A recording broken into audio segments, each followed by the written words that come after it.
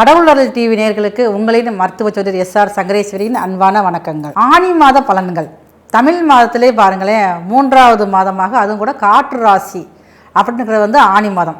இந்த ஆனி மாதத்தில் தான் பாருங்கள் சூரியன் தன்னுடைய ட்ராவலில் ஆனி மாதத்துக்குள்ள மிதுனத்துக்குள்ளே வர்றாரு.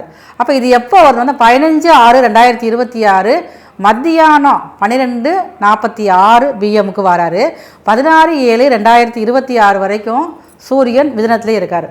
தன்னுடைய காற்றாசிலே தன்னுடைய சஞ்சாரத்தில் இருக்கிறதுனால அப்போ இந்த காலகட்டத்துங்க அந்த ஆனி மாதம் பிறக்கிறது பாருங்கள் கன்னி லக்கணத்தில் பிறக்குது. கன்னி லக்கணத்தில் நட்சத்திரம் உங்களுக்கு மிதுன சீர்ஷ நட்சத்திரத்தில் மிதுன ராசியில் பிறக்குது.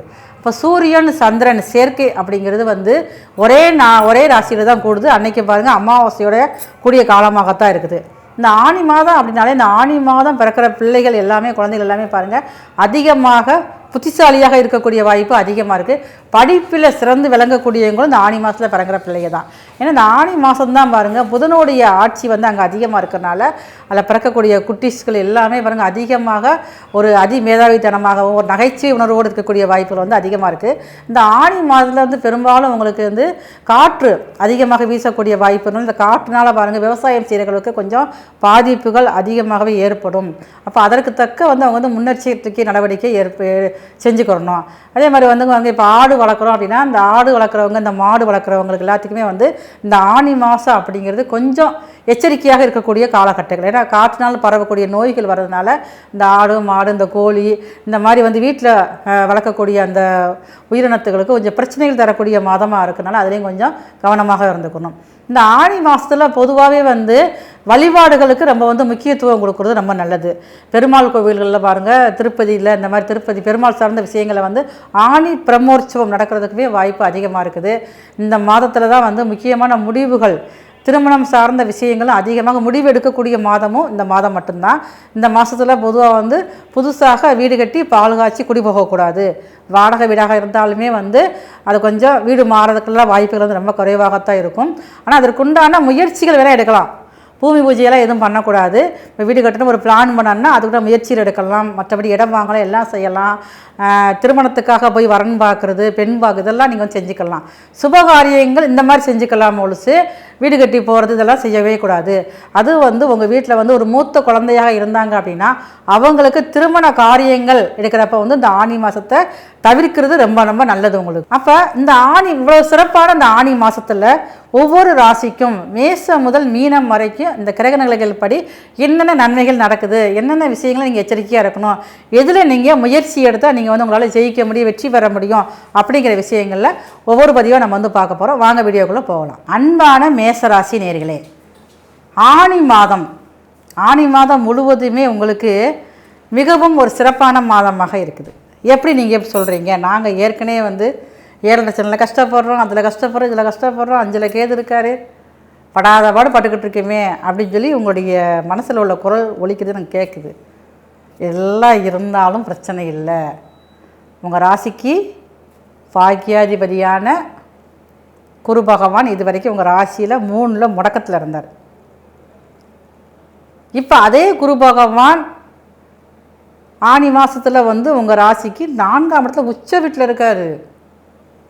அப்போ இது வரைக்கும் உங்களுக்கு எந்த ஒரு அங்கீகாரமும் கிடைக்கல. எனக்கு நான் எவ்வளவு மாங்குன்னு வேலை பார்க்குறேன்னு தெரியுமா? நான் அவ்வளோ வேலை பார்க்குறேன், எல்லாத்துக்கும் சின்சியராக இருக்கேன், என் ஃபேமிலிக்கு நான் உண்மையாக இருக்கேன், வேலை பார்க்குறதுல உண்மையாக இருக்கேன், எல்லாம் உண்மையாக இருக்கேன்.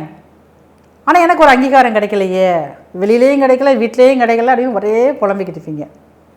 அதற்கு ஒரு தீர்வு இந்த ஆனி மாதத்தை உங்களுக்கு ஆரம்பத்திலே கிடைக்க ஆரம்பிச்சிடும். அப்போ எனக்கு மேரேஜ் முடித்து எனக்கு பல வருஷம் ஆச்சு, இன்னும் நான் தாய்மை பேர் எனக்கு கிடைக்கல அப்படின்னு சொல்லி இந்த மேசராசியில் பிறந்த பெண்களுக்கு நிறைய ஆதங்கம் இருக்குது.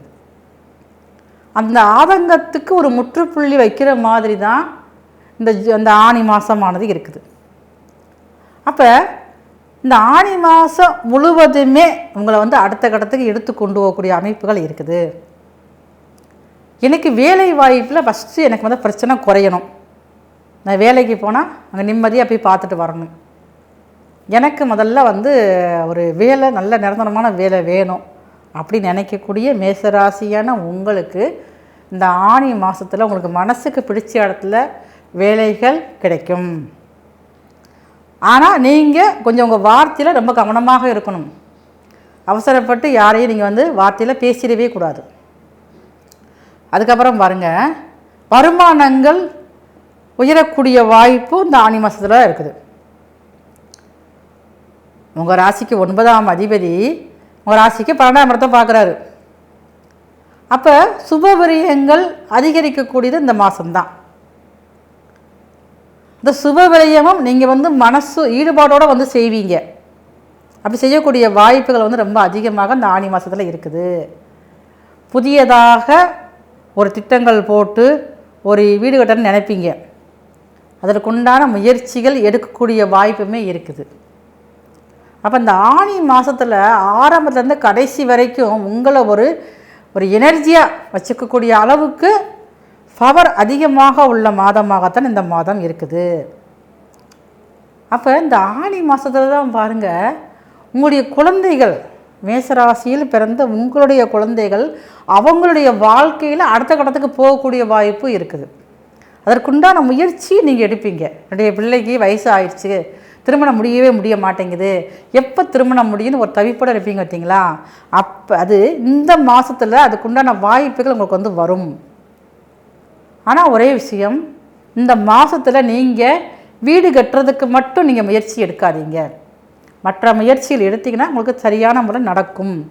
ஆனால் வீடு கட்டுறதுக்கு மட்டும் நீங்கள் எடுத்தீங்கன்னா அது நடக்காது, தடைகள் ஏற்படும். ஆனால் கொஞ்சம் கவனமாக இருந்துக்கங்க. அப்புறம் உத்தியோகத்தில், நான் உத்தியோகம் பார்த்துக்கிட்டு இருக்கேன், எனக்கு உத்தியோக வாய்ப்புகள் எனக்கு இன்னும் வேணும் அப்படின்னு நினைக்கிறவங்களுக்கு இந்த மாதத்தில், ஏன்னா உங்கள் ராசிக்கு 10ஆம் இடத்தை குரு பகவான் பாக்கியாதிபதியை பார்க்குறாரு. இப்போ வருமானத்தில் உங்களுக்கு ஒரு பதவி உயர்வு, நீங்கள் எதிர்பார்த்த மாதிரியே ஒரு வேறு ஊருக்கு மாற்றல் ஆகிறது, அந்த ஊர் உங்களுக்கு பிடிச்ச மாதிரி இருக்கும், இடத்துக்கு மாறுறது. ஆனால் எதிர்பார்த்ததே இந்தப்பா எனக்கு எப்படா இந்த பதவி உயர்வு கிடைக்கும். தனியார் வேலை பார்த்தாலும் அப்படி தான், அரசாங்க வேலை பார்த்தாலும் அப்படி தான், எல்லாத்துக்குமே ஒரு எதிர்பார்ப்பு இருந்துக்கிட்டே இருக்குது வேலை பார்க்குறவங்களுக்கு. அந்த எதிர்பார்ப்புகள் நிறைவேறக்கூடிய மாதம் இந்த மாதம்தான். குழந்தை பாக்கியம், பாக்கியாதிபதியை உங்களுடைய கர்மஸ்தானத்தை பார்க்குறதுனால உங்களுக்கு குழந்தை பாக்கியம் உருவாகும். இந்த காலகட்டங்களில் உருவாகக்கூடிய வாய்ப்புகள் ரொம்ப ரொம்ப அதிகமாக இருக்குது. வீட்டில் கணவன் மனைவிக்குள்ளே மட்டும் கொஞ்சம் சலசலப்பு, ஒரு சரசரப்பு ஏற்பட்டுக்கிட்டே இருக்கும். அதில் மட்டும் கொஞ்சம் கவனமாக இருக்கும். என்னதான் நீங்கள் உங்கள் ராசிநாதன் உங்கள் ராசிக்கு பாக்கியாதிபதியே உங்களுடைய 10ஆம் இடத்தை பார்க்குறாரு, உங்களுடைய 7ஆம், அதாவது உங்களுடைய 8ஆம் இடத்தை பார்த்தாலும் பாருங்களேன், உங்களுக்கு அந்த கணவன் மனைவிக்குள்ளே இருக்கிற பிரச்சனைகள் கொஞ்சம் கொஞ்சமாக உங்களுக்கு விரிசலை ஏற்படுத்தும். அப்போ இந்த காலகட்டங்களில் நீங்கள் ஒரு மனசு விட்டு பேசி ஒரு சமாதானத்துக்கு போனால் மட்டும் தான் உங்களால் ஜெயிக்க முடியும். அப்போ நீங்கள் கொஞ்சம் பொறுமையையும் நிதானத்தையும் கடைபிடிக்கக்கூடிய மாதமாக இந்த ஆனி மாதம் முழுவதுமே இருக்குது. ஏன்னா உங்கள் ராசிக்கு 5ஆம் இடத்துல கேது. இப்போ மனசில் ஏதாவது ஒரு முள்ளு மாதிரி குத்திக்கிட்டே தவிப்பாகவே இருக்கும். என்ன சரின்னு போட்டு யோசித்துக்கிட்டே இருப்பீங்க. உங்கள் ராசி அதிபதி வேறு உச்சத்தில் ஆட்சியில் இருக்கார், மேசத்துலேயே உட்காந்துருக்காரு, ராசியிலே இருக்கார். செவ்வாய் இருக்கிறப்ப படபடப்பு, டென்ஷன் இது அதிகமாகவே இருக்கும். உங்களுடைய தேக ஆரோக்கியத்தில் கொஞ்சம் கவனம் வேணும். மேசராசியை சேர்ந்தவங்க ஒரு 50 வயதுக்கு மேற்பட்டவராக இருந்தீங்கன்னா ஒரு ஹெல்த் செக்கப் நீங்கள் பண்ணிக்கிட்டீங்க அப்படின்னா உங்களுடைய உடல் ஆரோக்கியத்தில் எந்த ஒரு கவலையும் நீங்கள் பட வேண்டியது கிடையாது. அதே மாதிரி உங்கள் ராசிக்கு 11ஆம் இடத்துல ராகு, உங்களுடைய மூத்த சகோதரருக்கு, மேசராசியில் பிறந்த உங்களுடைய மூத்த சகோதரருக்கு வண்டியில் வாகனத்தில் ஏதாவது இன்னொருத்தவங்க வண்டி ஓட்டு பின்னாடி உட்காந்துட்டு போகிறேன், நானே வண்டி ஓட்டு போகிறேன் இருந்தாலும் கொஞ்சம் கவனமாக போக வேண்டும். உங்கள் மூத்த சகோதரருக்கு ஏதோ ஒரு விதத்தில் ஏதோ ஒரு பிரச்சனைகள் வர்றதாக வாய்ப்பு அதிகமாக இருக்கிறனால கொஞ்சம் கவனமாக இருந்துக்கங்க. உங்களால் உங்கள் வீட்டில் இருக்கக்கூடிய பெரியவங்களை, உங்களுடைய அன்னையவும் உங்களுடைய தந்தையவும் கொஞ்சம் கவனமாக பராமரிக்கக்கூடிய மாதமாக இந்த மாதம் இருக்கும். அவங்களுடைய மனதை உங்களுடைய வார்த்தைகள் மூலமாக காயப்படுத்தாமல் இருந்தால் உங்களுடைய வாழ்க்கை இன்னும் கொஞ்சம் அழகாக மாறக்கூடிய அமைப்புகள் இந்த ஆனி மாதத்தில் இருக்குது. நீங்கள் உங்கள் ஊரில் இருக்கக்கூடிய விநாயகர், அதுவும் கூட அரச மரத்தடி விநாயகராக இருந்தாலும் ரொம்ப ரொம்ப சிறப்பு. அந்த விநாயகருக்கு செவ்வாய்க்கிழமை காலையில் ஒரு 9 மணிலேருந்து 10:30 மணிக்குள்ளே போய் ஒரு 7 மாவிளக்கு தீபம் ஏற்றி வழிபாடு செஞ்சுட்டு வந்தீங்க அப்படின்னா இந்த ஆனி மாதத்துலேயே மிகவும் முக்கியமான நல்ல நிகழ்வுகள் நடக்கக்கூடிய மாதமான மேசராசியான உங்களுக்கு அதிகமாகவே இருக்குது. மாவிளக்கு போடுற சொல்லி இந்த மாவிளக்கை நீங்கள் வீட்டுக்கு இட்டு வரக்கூடாது, ஆலயத்திலே வச்சுட்டு வரணும். அப்போ தான் அங்கே வரக்கூடிய எறும்புகள், சீவராஜிகள், புழுப்பூச்சிகள் சாப்பிடக்கூடிய அமைப்புகள் அதிகமாக இருக்குது. கடவுள் அருள் டிவியை பார்த்தமைக்க நன்றிகள். மேலும் இது போன்ற தகவல்களை தெரிந்து கொள்ள கடவுள் அருள் டிவியை சப்ஸ்கிரைப் செய்யுங்கள். மறக்காமல் பெல் ஐக்கானை கிளிக் செய்யுங்கள்.